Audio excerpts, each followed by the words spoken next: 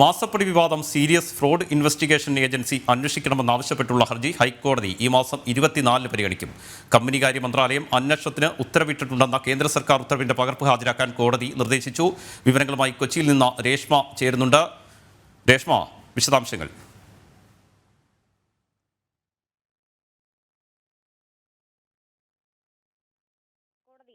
കേന്ദ്ര സർക്കാരിനോട് ചില കാര്യങ്ങൾ മറുപടി എന്നുള്ള രീതിയിൽ ആവശ്യപ്പെട്ടിരുന്നു. അതായത് ഏതെങ്കിലും തരത്തിലുള്ള അന്വേഷണം നടക്കുന്നുണ്ട് എന്നുള്ളതായിരുന്നു കോടതി നേരത്തെ നിലപാട് എന്നുള്ള രീതിയിൽ കേന്ദ്ര സർക്കാരിനോട് തേടിയത്. ഇന്ന് ഈ ഹർജി പരിഗണിച്ച വേളയിൽ കേന്ദ്ര സർക്കാർ അഭിഭാഷകൻ അറിയിച്ചത് നിലവിൽ കമ്പനികാര്യ മന്ത്രാലയം ഈ പ്രസ്തുത വിഷയത്തിൽ അന്വേഷണത്തിന് ഉത്തരവിട്ടിട്ടുണ്ട് എന്നുള്ള നിലപാടാണ് കേന്ദ്രത്തിന്റെ അഭിഭാഷകൻ ഹൈക്കോടതിയിൽ വ്യക്തമാക്കിയത്. തുടർന്ന് ഈ ഉത്തരവിന്റെ പകർപ്പ് ഹാജരാക്കാൻ ജസ്റ്റിസ് ദേവൻ രാമചന്ദ്രൻ കേന്ദ്ര സർക്കാരിന് നിർദ്ദേശം നൽകിയിരിക്കുകയാണ്. ഈ ഹർജിക്കാരനായിട്ടുള്ള അഡ്വക്കേറ്റ് ഷോൺ ജോർജ് ഹൈക്കോടതിയിൽ വ്യക്തമാക്കിയത് സീരിയസ് ഫ്രോഡ് ഇൻവെസ്റ്റിഗേഷൻ ഏജൻസിയുടെ അന്വേഷണമാണ് ആവശ്യപ്പെട്ടിരിക്കുന്നത് എന്നുള്ള ഒരു കാര്യമാണ് ഹർജിക്കാരൻ വ്യക്തമാക്കിയത്. എന്തായാലും നിലവിൽ ഈ കേന്ദ്ര സർക്കാർ പറഞ്ഞിട്ടുള്ള ഈ കമ്പനികാര്യ മന്ത്രാലയത്തിന്റെ അന്വേഷണത്തിന് ഉത്തരവിട്ടിട്ടുള്ള അതിന്റെ പകർപ്പ് ലഭ്യമാക്കാനായിട്ടാണ് ഹൈക്കോടതി കേന്ദ്രത്തിന് നിർദ്ദേശം നൽകിയിരിക്കുന്നത്.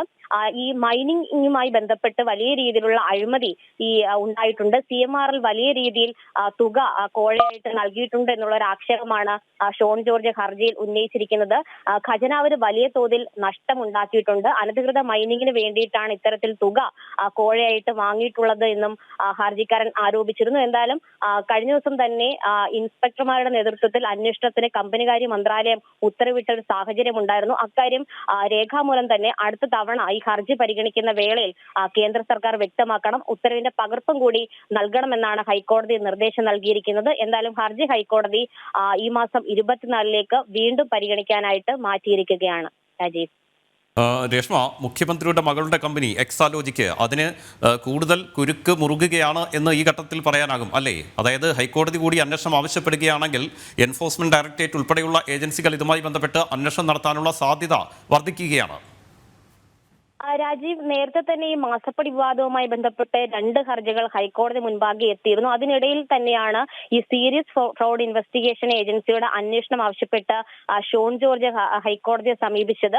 എന്തായാലും ഈ കമ്പനികാര്യ മന്ത്രാലയത്തിന്റെ നിലവിൽ അന്വേഷണത്തിന് ഉത്തരവിട്ടുള്ള ഒരു സാഹചര്യമുണ്ട്. ആ നടപടിക്രമം എത്രത്തോളം സുതാര്യമാണ് എന്നുള്ളതായിരിക്കും ഇനി ഹൈക്കോടതി പരിശോധിക്കുക. അതുകൊണ്ട് തന്നെ വീണ്ടും ഒരു ഇൻവെസ്റ്റിഗേഷന്റെ അല്ലെങ്കിൽ അന്വേഷണത്തിന്റെ ആവശ്യമുണ്ടോ എന്ന കാര്യം ഹൈക്കോടതി പരിശോധിക്കും. എന്തായാലും നിലവിൽ ഈ ഏജൻസിയുടെ അന്വേഷണം അനിവാര്യമാണെന്നുള്ളൊരു നിലപാട് ഹർജിക്കാരൻ ഹൈക്കോടതിയിൽ സ്വീകരിച്ചിട്ടുണ്ട്. അതുകൊണ്ട് തന്നെ ഹർജി നിലനിൽക്കുമെന്നുള്ള ഒരു കാര്യം ഹർജിക്കാരൻ വ്യക്തമാക്കിയതും ഹൈക്കോടതി അടുത്ത തവണ പരിശോധനയ്ക്ക് വിധേയമാക്കും. എന്തായാലും ഈ മാസപ്പടി വിവാദവുമായി ബന്ധപ്പെട്ട് വീണ അടക്കമുള്ള ആളുകൾക്ക് എക്സലോജിക്കാണെങ്കിലും മുഖ്യമന്ത്രിക്കാണെങ്കിലും ഒരു കുരുക്ക് മുറുകുന്നു എന്നൊരു സാഹചര്യമാണുള്ളത്.